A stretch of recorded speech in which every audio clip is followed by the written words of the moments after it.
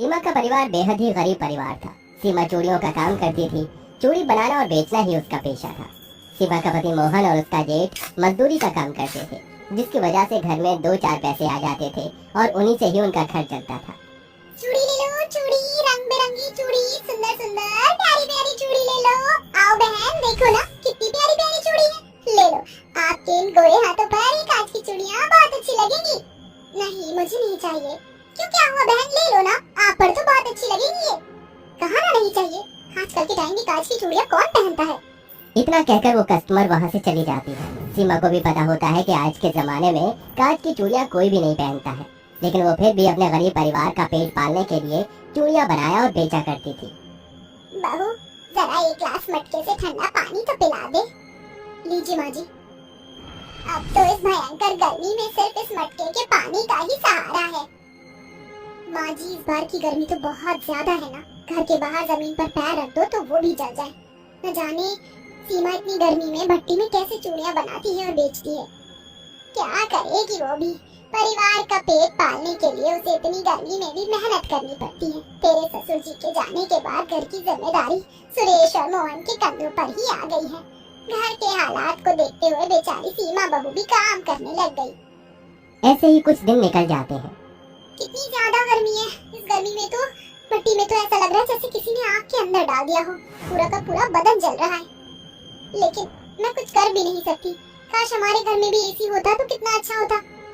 हम सब इस झुलसती गर्मी से बच जाते ना। ये कैसे बातें कर रही हो अकेली अकेली?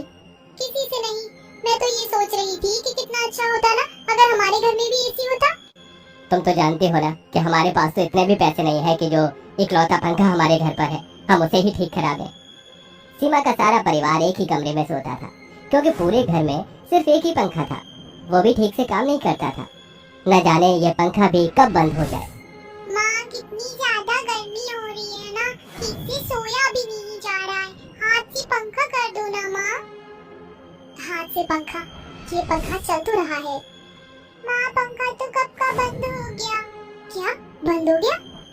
पंखा बंद हो जाने की वजह से सबको बहुत गर्मी लगती है और कोई भी ठीक से नहीं सो पाता है।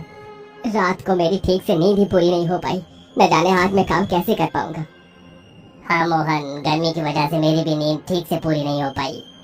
इस गर्मी ने तो मेरा और मेरे पूरे परिवार का बहुत ज्यादा बुरा हाल कर दिया है। अब मुझे कुछ न कुछ करके पैसे जोड़कर एसी लाना होगा, वरना इतनी गर्मी में तो मेरे पूरे परिवार का बुरा हाल हो जाएगा।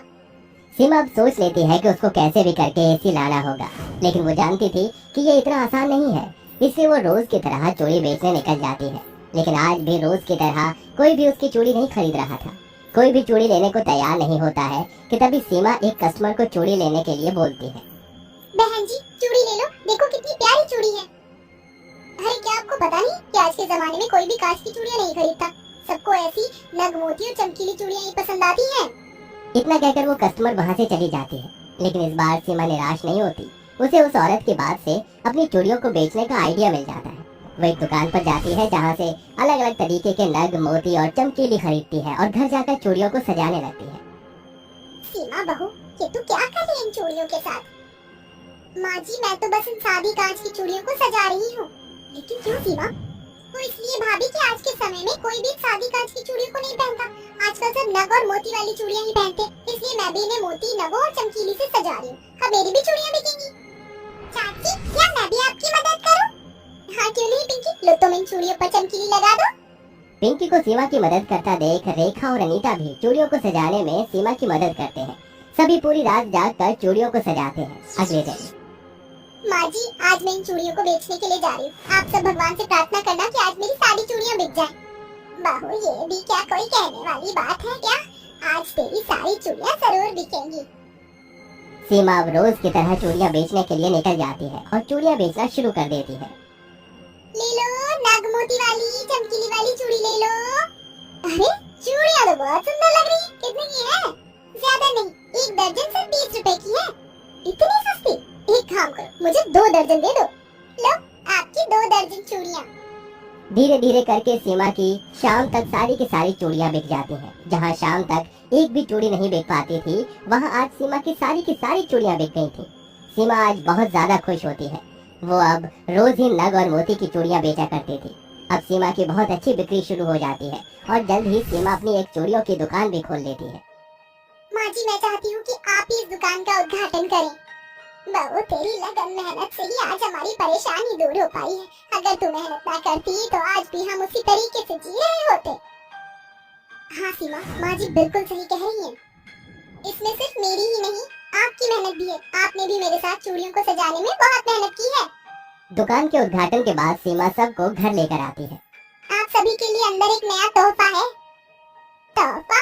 कैसा तोहफा बहू? माँ जी आप अंदर तो चलिए, आप खुद देख लीजिए कि क्या तोहफा है आप सबके लिए। सीमा के इतना बोलते ही सभी घर के अंदर जाते हैं और घर के अंदर जाते ही सब हैरान हो जाते हैं। बहू, ये क्या? एसी? इसे तू कहाँ से लेकर आई? माँ जी, मैंने एसी खरीदने के लिए पैसे चूड़ियाँ बेचकर ही जमा किए थे। मैं आप सबको रोज देखती थी कि आप सबकी गर्मी में कितनी ज्यादा परेशानी होती है, इसलिए मैं आप सबके लिए एसी लाई हूँ। अब किसी को भी परेशानी नहीं होगी। सीमा की बात सुनकर सभी परिवार वाले बहुत ज्यादा इमोशनल हो जाते हैं। अब किसी को भी गर्मी की वजह कोई भी परेशानी नहीं होती है। अब सब खुशी खुशी रहते हैं। सीमा अपनी दुकान संभालती है, जिससे अब उन्हें किसी भी बात की कोई परेशानी नहीं होती।